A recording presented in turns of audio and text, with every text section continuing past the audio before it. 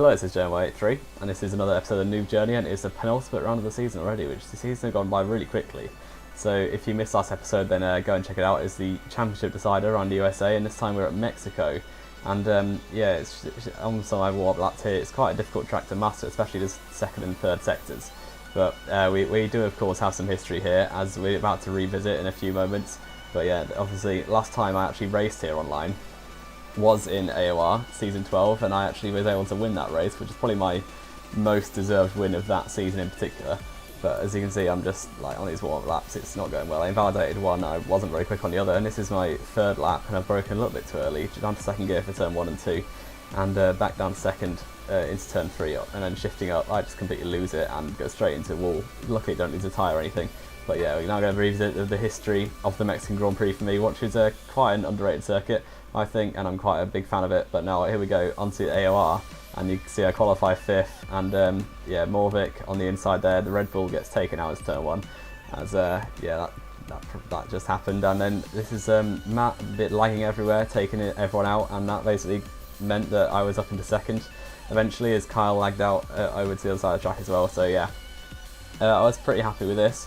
Obviously it's quite a while ago, and this is with assist, so it's completely different, but it sort of makes me want to win this race a bit more, as I want it in the I want it in AOR. But now you can see the Toro Rosso of Madville and Ryan get absolutely punted by Fred, and Fred like taking himself out of the race there.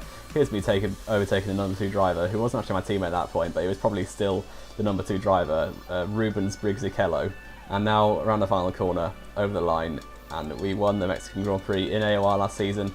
So I just thought I'd put that in just because I'm still pretty proud of it, and it was a pretty nice win. But now this is my best lap in the present in qualifying, still in the McLaren, so there's a bit of consistency there. Well, this time I'll probably be much slower. I've got no assist, so I'm bound to be slower. But as a car, I think that was Williams, not really getting out the way very well on the main straight. But down towards turn 1, and it's braking just after the 200 metre ball, which is very difficult to see. They're only on the right hand side, which is a little bit annoying as it's normally in the shade. But now down to second, then up to third, back down to second again for the first few corners. The first part of the lap is pretty straightforward, as it's basically just 2 straights and a chicane.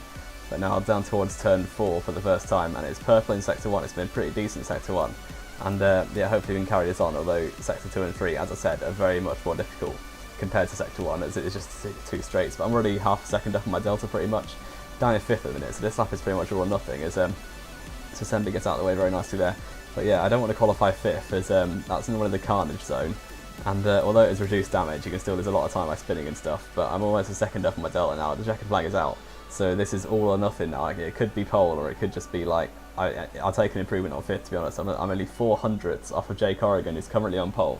And yeah, down through the final corners now. This corner is very difficult to master. It's really annoying to try and like judge between going to second or first around that long hairpin in the stadium section. But we went into first very late at that point.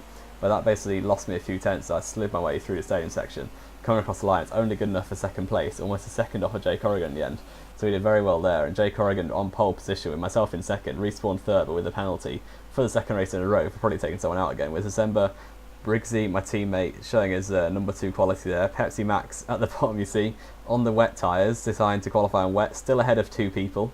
So yeah, he's the champion, so he decided to qualify last, but he's still ahead of a few people. So well done to Pepsi. But now on to 5 red lights for the Mexican Grand Prix in the Noob Journey, and it is a long hold. It's lights out where we go for the Noob Journey race in Mexico, and I've started second. I've got a decent start. Jay Corrigan's got a good start as well. We have a lot of fuel to use, so I'm going to Rich straight away, getting the slipstream, and I just do not want to be caught up. Corrigan goes defensive now into turn 1. I'm going to try round the outside, but I don't want to go for anything stupid. So I brake early. My teammate Briggsy just behind, I try and avoid contact with him, which we just about manage. But you just see an absolute cluster of dots on the minimap, and it is going to be absolute carnage in there, which is why I'm very, very happy that I qualified second, because you can see Corrigan, myself, and Briggs-Ikello, as I'm now going to call him, have basically run away from 4th place already. So that is the advantage of qualifying at the front, is that you don't get caught up in all these incidents in the midfield. You can see through turn 4 now, I get a bit of oversteer there. Corrigan's got a little bit of a gap already, but really all I've got to do is stay in the slipstream on lap 1, because hopefully the slipstream is too powerful in this game. So down the main straight, I should just be able to slipstream back into the lead. But you see through the S's, I'm getting terrible lines. And yeah, these lines are less correct than Donald Trump's political views, which I thought is quite relevant since Mexico. But now on to lap 2, and we have set purple, of course. Jay Corrigan actually goes wide just before the stadium section. And now through the next part of the track, the hairpin I was struggling with, I actually take quite a lot this time, going down to first for the better turn in. But then I absolutely get a tank slapper out on the exit. Jay Corrigan's gone over the curve, I've gone over the curve. But hopefully we can get still a good exit, although I've got a massive oversteer once again onto the curb of the pit lane, but we still go purple somehow, despite drifting my way through that lap. Corrigan's slightly too far ahead for the slipstream, and now onto lap 5, he's got a very big lead as the tyres started going off. The rear's actually went off quite a lot more than the knee fronts, I should say, because there's so many difficult traction zones, and this final corner especially is the most difficult traction zone of them all, and it's probably the hardest one I've done on the Noob Journey calendar so far. This is round 9, of course, and yeah, Corrigan actually pitted that lap onto a set of mediums. The reason I didn't follow him in is because I wanted to try and get the soft tyres to go to the end. So I went a lap longer, didn't really try the overcut because I know it's not going to work, but I just wanted to get the soft tyres on to try and give myself a chance of winning. Shootmaster, who's one of the commentators normally, is a bit too good for this league, but he decided he wanted to race this one, probably just to boost his ego a bit. But he's currently taking the lead as he qualified the lap, or he chose not to qualify, sorry, to make it more interesting. But Corrigan is going to be ahead of me as he got the undercut, but still, I shouldn't be too far behind. And with the soft tyres on, who knows, I could close the gap up, but we're going to come out behind Corrigan and behind Callum, who also hasn't pitted yet.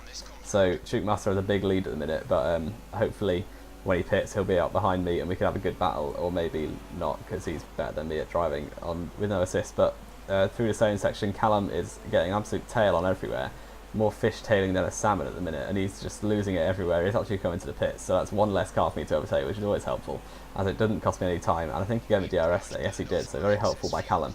But now we have to try and close down the 5-second gap that Corrigan's got, but that doesn't look like it's going to happen, as we've got a lapped car behind me now pressuring me, which is not helpful at all. It's a little bit distracting if anything, but now here's Shootmaster, who I said was going to be pitting later in the race. I've just come up behind him, but we've got much more overspeed as we've taken the main line rather than coming out the pits, and we go straight past him down the main straight. Hopefully we can keep him behind now.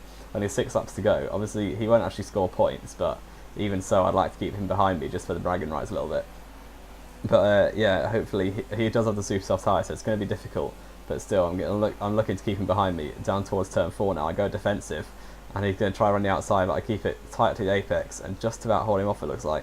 Through turn 5 now, I get on the curb quite a lot. He's going to go up the inside, but I'm going to try and undercut the line, I think.